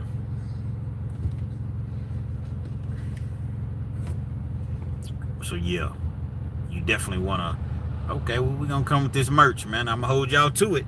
Now, when I come with the merch, I don't want to be stuck with it. I don't want to be stuck with, you know, I done bought a small amount of shirts, or, you know what I mean? And I ain't sold number 6 shirts. I don't want to be stuck with it. So I'm going to get it. It's already on deck. You know what I'm saying? As far as the works or whatever. What ended up happening with that merch is I had a lady last year, and she tried to beat me. She did beat me. She was an artist, and I did all my due diligence, at least I thought I did, and I ended up sending her a payment, a deposit, and I never heard anything. And these are some nice shirts. I had I had in the house like kitchen sinks, once again its own. I had real truck drivers drop big loads. It was something like that. Just some of the silly things that I say. Whole world's 5'11". I had like 4 or 5 different designs. And she beat me out of that money, and after that I just kind of left it alone, because I couldn't really find anybody local that I wanted to really work with. Like, she was very talented, but she wasn't from here. So, but I'm back on it though. Do a pre-order. I thought about doing a pre-order. That's probably the way that I'm gonna do it. Do the pre-order. I want to keep some on deck, but yeah, pre-order is the way that I've decided. See, we already on the same page, man. But I appreciate you, bro. It's definitely coming, man. Definitely. At 445 block, my cousin made the COs mad, and they lost his property and pictures of his kids. As soon as he got the chance, he started whooping them. Got sent to the hole for a year. Yeah. Oh yeah, I'm gonna definitely get something that says pause. It's gonna have a saying on it. It's gonna have a saying on it, April, but then it'll say pause. You know what I'm saying? So it's in the works. But at 445 block, yeah, they will, man. They'll do all of these things, and they'll cause it again. They want you to bloop out so that they can send you to the hole for a year. So they can take your pictures and your property and throw it away and tear it up. And seen that plenty of times. COs and came in on bogus shakedowns and take dudes pictures of their kids, their mother, knowing that that's all they had, man. One partner, he same thing happened. CO came in, did a shakedown, took his pictures. His mother had passed away while we was locked up, and so they sent him pictures of his mother while she was in her casket. I don't know how he wasn't able to go to the funeral, so they sent him pictures, and the CO was trying to say that these are inappropriate pictures, and took his pictures, man, of his mother. Only pictures that he ever would have had, man. He wanted to whoop SCO so bad, man, and I kind of talked him out of it, or calmed him down, because he was about to go back up for. Now, he was going to go up for parole. His mother passed away in December. He was going up for parole in January. And I talked him off the ledge, and he thanks me to this day. He's doing real well. He lives out in Arizona now, and he's I think he works on like bridges or something. He makes a ton of money. Left Kentucky to go to Arizona and do that. But man, these guys, man, these COs, it's like they get pleasure. They get pleasure in messing with people, fooling with people's minds, and it's so easy to be like, you just gotta ignore it, but you do, because it's only gonna make it worse on yourself, man. Just like the dude that I always speak about, Joseph Hunter. Shout out to Joseph Hunter. I still ain't heard back from him other than the first time. If you're not familiar with him, just inmate, or Google rather, inmate Joseph Hunter in Ohio. He beats 2 correctional officers up. But the thing about it, what's up, Bill? Bill Caven? Billy? The thing about it, he beat those officers up, but they never should have even, they was just being disrespectful, at least one of them anyway. Talking crazy to him, cursing him out. It's a man that already serving a 32-year sentence. Serving a 32-year sentence. I'm 16 years in. Makes you think you can just talk to me all reckless like that, man. Only thing he was doing was asking her for a white shirt, which is and I've talked about this on my lives before, but everybody's not familiar. He was asking for a white shirt. That's a higher, like a sergeant, at least a sergeant, somebody higher than her. Why do you need a white shirt? Because you woke me up out of my sleep for no reason to shake me down. You just shook me down yesterday or earlier in the day. You got a problem with me or something? But he's being very, very respectful towards her. It's a grown man, big dude, man, 32-year sentence, man. And she's talking reckless to him, man. Cussing at him. Finally, she tells him to walk away. For what, man? Yeah, where is James McIlvain? I ain't heard from him. What's good with him, Bill? So she tells him to walk away. He's like, ma'am, I'm not even crossing this line. I guess there's a line you can't go across. He points down to the line. I don't give a F about that line. You walk away. Matter of fact, you turn around and you cuff up. Cuff up for what, ma'am? I'm just asking you to go get your superior. You what? Cuff up! Same thing these punk-ass police do. Scare a motherfucker half to death when you're in the car and they shoot you and get out of the vehicle. It's 10 of them all screaming and hollering, don't make a move! Get out of the vehicle! Hulk Hogan screaming, you know what I'm saying? Like, just, you don't even know what to do. You get out of the vehicle, they found a way to unalive you. We thought he had a weapon. I was just probably scared because you screaming at the top of your lungs, man. She pulls a mace out because he refused to cuff up. Ma'am, please don't do that. Please don't do that. Next thing you know, she sprays him, but she misses him. Man, I don't know if she fully missed him, but she didn't get the full effect. Man, he takes off on her. I don't condone putting your hands on women. Stephen M. 33. She's lucky to be alive, yeah. Yeah. Takes off on her. Boom! I mean, he's beating her. She's on the ground. She got a body cam on or whatever. She can't get to it. Signal 7! Signal 7! She can't get to Signal 7. She's just, Again, I don't condone putting your hands on women as a man. But she acted as though she was a man the way that she talked to him. And she sprayed him for no reason. He was no imminent threat to her. All you do, you just see the camera, for you all that haven't seen it. You see the camera and just hear her screaming, No inmates jumped in or nothing. It goes to show that she wasn't shit. The other one came, her partner came over there, her co-worker, she tried to jump in. She got her ass whooped too. Respectfully. Transferred him up to, he's in Ohio State Penitentiary. Maximum security. Locked down. He's straight locked down.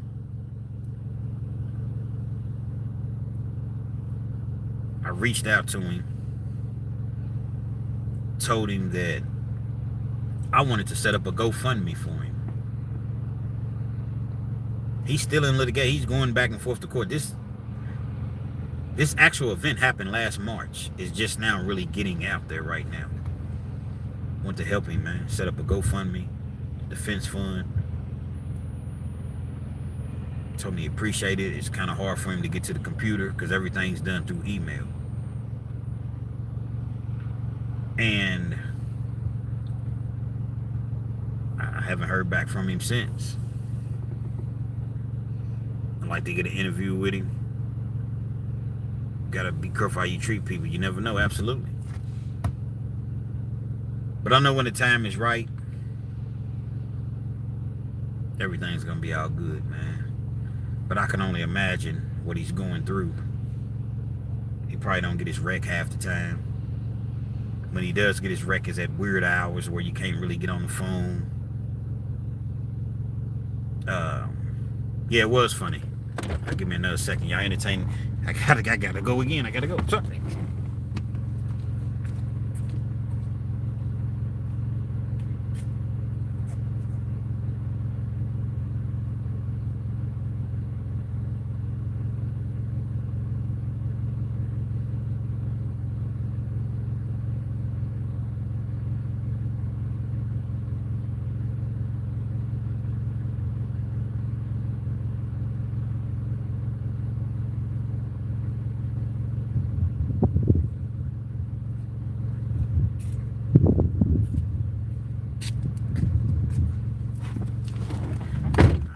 Sorry about that, you all. Sometimes the stuff in the cup makes me have to go a little bit more often. But yeah, it was definitely the way she was screaming and hollering and you know, things of that nature. But my whole thing about it is this. What are you screaming and hollering for now? You wasn't screaming and hollering when you was tough, you know, cussing at the man when he's like, man, please don't disrespect me. That man never disrespected you. So now, here it is. He's doing a 32-year sentence. Already had about 16 years in. Ohio don't really have parole like that from what I understand. I think you can get out a little bit early, but I would say out of that 16-year sentence, he was probably already going to have to do probably 25, 26 years, maybe a little more. But you can see the end of the tunnel. Now here it is. Gin and juice. Allegedly. Here it is now. They probably trying to lock him up for the rest of his. Assault on an officer. I can imagine they trying to railroad him. So I was trying to collect some money for him. Anybody want to? I sent him some bread. Cash App is $KENZ1000. $KENZ as in zebra 1000. I sent him some money the first time. People had donated, sent him some money, you know, from me personally as well. It's a crazy story. And it's a prime example. It's a prime example of how some, I'm gonna say most, a lot of those correctional officers act on the inside. They get beside themselves. Can they think that they're really, really untouchable? You know, the thing about it is this. We live in a different society now.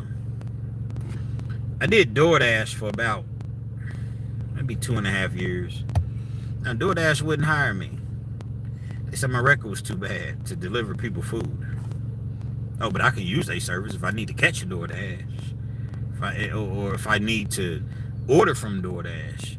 I can use their service all day long, but I can't be a 1099. That's what they are. Independent contractor. So I don't use them. So during 2.5 year span that I worked for them, or that I drove, you know, for DoorDash, you just see all type of things. But the one thing that I really, really seen is how easy it is to just coincidentally stumble upon where somebody lives at. Now, I'm not suggesting you ever do anything violent, never do anything to a person, period. But I'm just saying, I knocked on the doors of several different correctional officers. Most of them were cool. Can you imagine? To an individual that thought that way, and here it is, you working and you knock on this person's door, you give them their food, and you see that it's Officer Dickhead. You know where this officer lives at with his family, kids, wife, boyfriend, whatever you got. And you now know where this individual is. This person gave you a hard time. It's the person that tried to stop you from coming home to your family. It's the person that was giving you bogus write-ups. And you see where they live at? Again, I would never suggest to do anything of the sorts, but a lot of these goofballs don't think that way, man. You're not... You can be touched. I had several that I had trouble with. The worst was probably Nick. Nick the prick. Once wrote me up one time, told me I was disturbing his count because my headphones was too loud. Once attempted to write me up, said I was, what you call reckless eyeballing. Trying to intimidate him with the way that I looked at him. And lo and behold, I see Nick. I never will forget, we was at Value City. It's a furniture place. I went to the back to load my items up or whatever, because I brought my own truck. I don't wait on no delivery. They gonna try to charge you all this money and take 2 weeks. Nah, man. Brought my own truck, and lo and behold, who do I see on the loading dock? Nick the prick. I'm out of prison now. I mean, you can't write me up. You call the police on me. I just look at the bitch. Didn't even say nothing to him, man. I looked at it like, man, I'm out of prison. Ain't no sense of me, you know. And I left it alone. As I would recommend anybody to. But just think, if an individual seen him that wasn't as, I guess, level-headed as me at the time, anything could have happened, man. I know a lot of COs that watch my show and watch the channel or whatever, and they act as though I don't like COs at all, which I primarily don't. Even if you're a cool one, are you really cool when you see what you're a part of the problem? If you're there just to get your money and your paycheck and you not trying to cause anybody, okay, cool. That's cool. I don't have a problem with you. I don't have any, you know, levels of, you know, disdain towards you. But if you're an individual that's just there and you just a prick and you just a bitch ass nigga, I don't like you. You get what you get. That's my take on it. I'm gonna finish it off with, because it is getting late. I could sit on here and talk all night, but I won't. Not tonight. But an individual asked me what's the most gruesome thing that I've seen in prison. I mean, I told the gruesome, I don't know at what point you logged on or started watching the live, but I talked about earlier when the dude just, you know, got beat to death, man. Already knocked out. Continued to stomp him, beat him, urinate on him. It's pretty gruesome. There's two other stories that come to mind, and again, these things happen like within a matter of days. One dude got his, you see, back in the day, they didn't, like, the internet wasn't as prevalent as it is now. Maybe 2002, 2003. Had a dude in a cell, and everybody thought he was looking kind of weird or whatever, but, you know, nobody knew what he was in there for. Walked with a cane. He was probably about, I don't know, in his 40s. Kind of a tall dude, maybe about 6'1". And he was sleeping in the bunk one day, and his feet would hang over, like, the edge of the bed or whatever, so he might have been a little taller than 6'1". And they found out that he had been in there for doing something to kids, man. Inappropriate things to kids, man. Y'all double tap that screen before I go. I appreciate you. Need as many likes as I can get. You heard me? Found out he was doing inappropriate things to kids. And they took some Icy Hot. Now, I don't know what the significance of the Icy Hot was. I don't use Icy Hot. Rubbed it on his feet. Somehow I was able to rub it on his feet without him waking up. Took a piece of paper, They have lighters and matches because they had taken smoking off the yard. Took a piece of paper, took a pencil, took the side of it and scraped it, or, you know, scribbled on it real tough to where the lead was on the, you can see the lead on the paper. Take that paper and put it in the microwave, and then it leave it in there for like 2 seconds, 3 seconds. Sparks a flame. That's how people was able to smoke their cigarettes.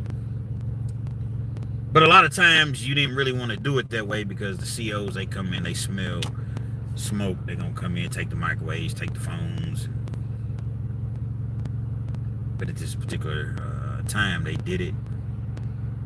And they took that paper in which it had fire, you know, coming from it.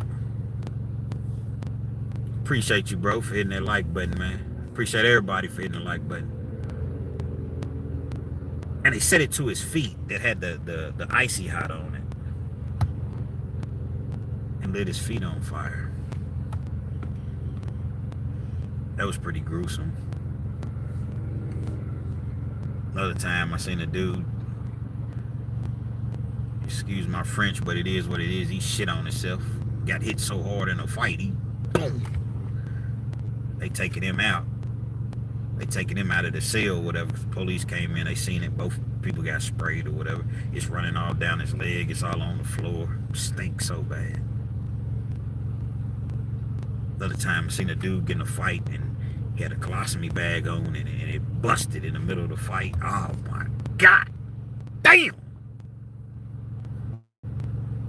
Had a colostomy bag on and it busted in the middle of the fight. Oh my. Ugh. Seen a dude one time, he was coming out of the shower. He didn't even do nothing. This was on his girl. His girl was working with them peoples, man. Trying to get her dude out. She ended up getting caught up. Because a lot of times when you locked up, you leave the phone in the bag with your girl. Not everybody. Every woman's not going to do this. You know what I'm saying? But you leave the bag with your girl. That way she can support herself. She can support you while you're in there. Every time you're getting low, she know the plug to call. She's dealing with these 7 or 8 people. She ends up getting caught up. When she gets caught up, she tells the people, look, I'll work for y'all, but I need y'all to do something for me. I need y'all to get my man out early. He didn't even know. What's good, Kens? What's that? PYSWJB5. What's good with you? Appreciate you chiming in. He didn't even know what was going on. She got so many people knocked. She got like 40 or 50 people sent to the penitentiary, setting them up. Couldn't get to her, so guess what? He's coming out of that shower. 4 of them rushed him, lock in a sock. He naked. We just got a towel. They fully clothed. He couldn't even, you know what I mean? He wasn't even suspecting it or expecting it. Stomped him bad.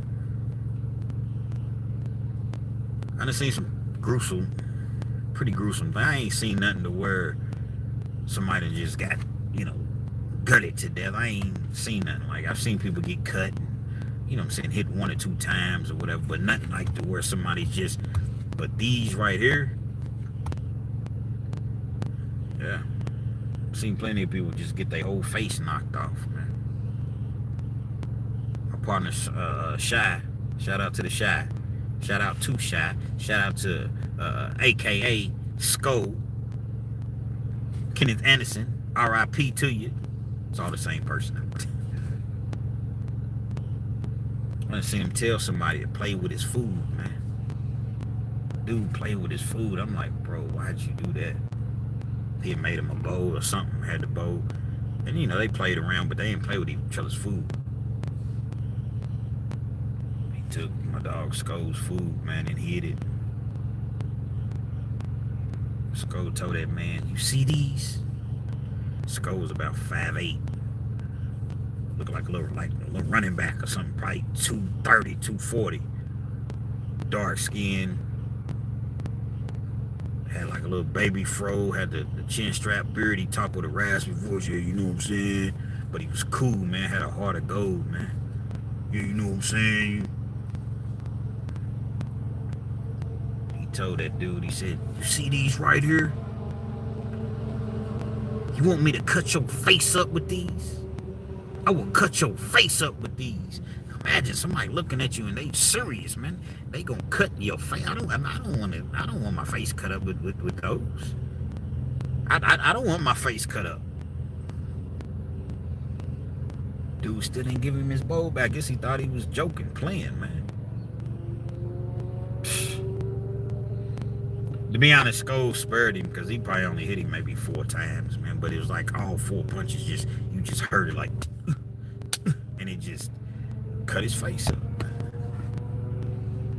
That's why you don't play in prison, man. You definitely don't play in jail, prison, whatever. Playing with somebody's food, that'll instantly get your wig split, man. Even if you didn't do nothing to it, you didn't take the top off of it, you didn't, man, it'll get you split, man. Seen people get hot water thrown in their face. Had baby oil in it, Magic Shave. Seen people get hot water thrown in their face for touching somebody's bowl that was in the microwave and they didn't come and get their bowl out. And the bowl didn't have anything in it but hot water.